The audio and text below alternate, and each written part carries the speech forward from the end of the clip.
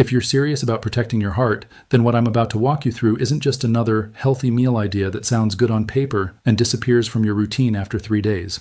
This is something much more practical, something that actually works with your biology rather than against it. Because most people, and I see this all the time, they think heart health is about avoiding certain foods, cutting things out, eating less, restricting more. But the reality is the opposite. It's about what you consistently put into your body, and more importantly, what those foods are doing once they're inside you. Now imagine this for a second. You sit down to eat, and instead of that meal just filling you up, it actively starts lowering your cholesterol, calming inflammation inside your arteries, improving how your blood flows, stabilizing your blood sugar, and even repairing some of the damage that's already been done over time. Not in theory, not in some vague wellness sense, but through actual, measurable biological mechanisms. That's what we're aiming for here, because the truth is, heart disease doesn't suddenly appear overnight. It builds slowly, quietly, over years. Tiny changes happening inside your blood vessels, layer by layer, until one day it becomes a problem you can't ignore. And what most people don't realize is that those same small daily inputs, especially from food, can either accelerate that process or slow it down dramatically. There's no neutral ground here. So what I want to do is break this down into a single meal that hits multiple pathways at once. Not just one benefit, not just one angle, but a combination that works together in a way that most diets completely fail to do.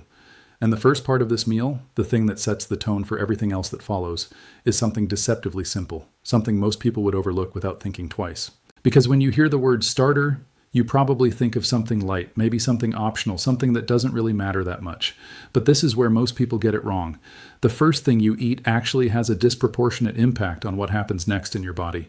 It influences your blood sugar response, your digestion, even how your body processes the rest of the meal. And this is where we start with something that looks basic on the surface, but underneath it's doing a lot more than you'd expect. A combination of legumes, healthy fats, and specific plant compounds that begin working almost immediately after you eat them. Because the goal here isn't just to eat healthy, it's to create an internal environment where your arteries are protected from the very first bite. Now here's something interesting that most people don't think about. Cholesterol, especially LDL cholesterol, isn't inherently dangerous by itself. Your body actually needs it. The real issue starts when it becomes damaged, when it becomes oxidized. That's the turning point. That's when it starts triggering inflammation inside your artery walls, and that's when the buildup begins. So instead of just focusing on lowering cholesterol numbers, what we're really trying to do is control what happens to those particles inside your bloodstream, protect them from oxidation, reduce how many are circulating, and prevent them from embedding into your artery walls in the first place. And this is exactly where the first part of this meal starts doing its job quietly in the background. The fiber content alone begins interacting with your digestive system in a way that forces your body to use up excess cholesterol. Not by blocking it, not by suppressing it, but by naturally redirecting how your body manages it. At the same time, certain fats in this meal are doing something equally important. They're not just sitting there as calories. They're actively stabilizing the environment inside your blood vessels, because inflammation is one of the biggest drivers of heart disease, and if you can reduce that consistently, everything else becomes easier to manage. And then there's another layer to this that most people completely miss. Blood vessel function, the flexibility of your arteries, how easily they can expand and contract, how smoothly blood flows through them. This is controlled by something called nitric oxide, and your diet has a direct impact on how much of it your body produces. So when you include the right plant-based ingredients early in the meal, you're essentially priming your blood vessels to function better before the main course even begins. That means better circulation, lower blood pressure, and less stress on your heart overall. Now think about how different this approach is compared to what most people do. Skipping meals, eating ultra-processed snacks, relying on quick fixes that spike blood sugar and then crash it. That constant cycle doesn't just affect your energy levels, it creates a metabolic environment that accelerates damage over time. But here's where it gets even more interesting, because once you've set this foundation with the first part of the meal, the next stage doesn't just add more benefits, it builds on what's already happening. It amplifies it. And this is where we move into the main component of the meal. The part that most people focus on, the centerpiece, the thing that usually defines whether a meal is considered healthy or not. But instead of just picking something that sounds good, we're choosing ingredients that directly target inflammation, blood sugar control, and arterial health all at once. Because here's the reality. You can eat something that looks healthy on the surface, something that ticks the right boxes, but if it doesn't address these core mechanisms, it's not going to make a meaningful difference long term. And that's the difference between eating for the sake of health and eating with a clear purpose. Now, this next part is where things start to shift in a way most people don't expect, because what you're about to add to your plate isn't just supporting your heart in one way, it's influencing multiple systems simultaneously. Your lipid profile, your inflammatory response, your insulin sensitivity, all of it. And this is where a lot of people start to realize that the problem was never just about cutting out bad foods. It was about not including enough of the right ones consistently. But here's the catch, and this is important. If you get this part wrong, if you replace it with something that spikes your blood sugar or increases inflammation, it can undo a lot of the benefits you just created with the starter. And that's exactly what happens in most modern diets without people even realizing it. So the question becomes, what exactly should go on that plate next? And why does it matter more than people think? Because once you understand that, the rest of the meal starts to make a lot more sense. And this is where things really start to change. And this is exactly where most people underestimate how much control they actually have. Because once that first layer is in place, once your body has already started shifting toward a more stable internal state, what comes next doesn't just continue the process, it decides whether that shift holds or collapses. Now think about this carefully. Every time you eat, your body has to make a decision. Store, burn, repair, or inflame. It's not random. It's dictated by what's on your plate. And what you're about to add here is designed to push your body consistently toward repair rather than damage. Because one of the biggest hidden drivers of heart disease isn't just cholesterol or even blood pressure in isolation. It's chronic, low-grade inflammation that most people never feel directly. It doesn't cause immediate symptoms, it doesn't announce itself, but over time it quietly disrupts everything from your blood vessels to your metabolic system. And here's where it becomes interesting. Certain foods don't just reduce inflammation slightly. They actively interrupt the pathways that keep it going. They change the signals your body sends at a cellular level. And when you combine those foods properly, the effect becomes much more powerful than any single ingredient on its own. So instead of thinking about this as just a healthy main, think of it as a targeted intervention. Something that influences how your body handles fats in your bloodstream, how your cells respond to insulin, and how stable the internal environment of your arteries remains over time. Because instability is the real problem. Not just having plaque, but having plaque that's vulnerable, reactive, easily triggered. That's what leads to serious events. And the difference between stable and unstable conditions inside your arteries often comes down to what you repeatedly expose your body to. Now, there's another layer here that most people completely overlook, and that's the rhythm of your blood sugar. Not just whether it's high or low, but how quickly it rises and falls after a meal.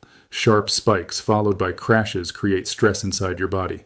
They force your system into constant adjustment mode, and over time that stress translates into damage. So what you want at this stage of the meal is something that releases energy slowly, steadily, without overwhelming your system. Something that keeps your blood sugar stable, your insulin response controlled, and your overall metabolic environment calm rather than reactive. Because when that balance is maintained, everything downstream improves. Your energy stays consistent, your cravings reduce, and more importantly, the internal stress on your arteries decreases significantly. And this is where the composition of the plate starts to matter more than most people realize. It's not just about including something beneficial, it's about how each component interacts with the others. The fats influencing absorption, the fiber slowing digestion, the proteins supporting repair. It's all connected. Now here's something that might change the way you look at food entirely.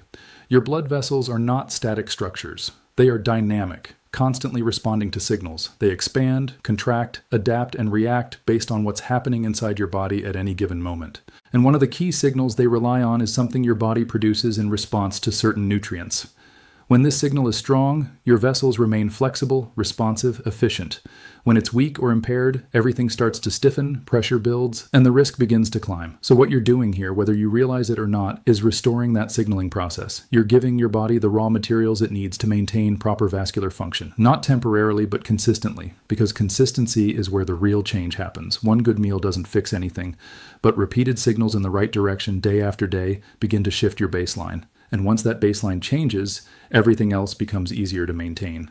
Now let's take this one step further, because while inflammation and blood sugar are major factors, there's another piece of the puzzle that ties everything together, and that's how your body processes fats in real time. After every meal, your bloodstream carries particles that transport fats to where they need to go. And depending on the quality of those fats and the context in which they're consumed, they can either support your system or contribute to long-term damage. This is why the type of fat you include here matters so much, because certain fats don't just avoid harm, they actively improve how your body handles the entire process. They make those particles less reactive, less likely to trigger inflammation, less likely to contribute to buildup over time. And when you combine that with stable blood sugar and reduced inflammation, you start to create a completely different internal environment, one where your body isn't constantly fighting against itself, but instead working in alignment.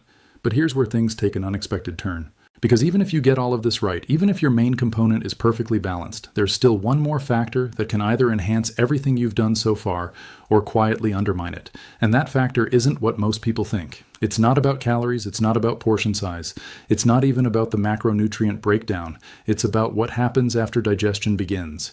Because once food reaches your gut, it doesn't just get broken down and absorbed, it interacts with a complex ecosystem that plays a direct role in how your body regulates inflammation, cholesterol, and even blood pressure.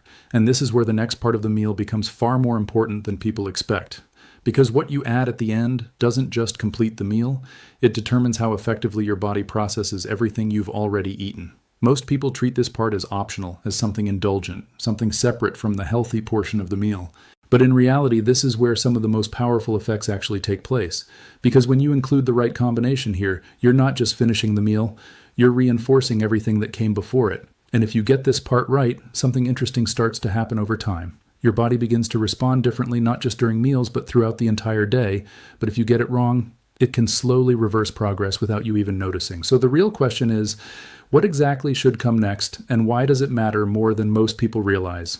Most people think once they've had a healthy main meal, the job is done. They've made a good choice, they feel satisfied, and whatever comes next doesn't really matter. Maybe something sweet, maybe something quick, maybe nothing at all. But that assumption is exactly where the gap is. Because what happens at the end of a meal isn't just about taste or satisfaction. It directly affects how your body processes everything that came before it. It influences how nutrients are absorbed, how your blood vessels respond, and how your internal systems settle after digestion begins. And this is where a lot of people unknowingly cancel out the benefits they just created. Not because they made a terrible choice, but because they didn't realize how sensitive this phase actually is.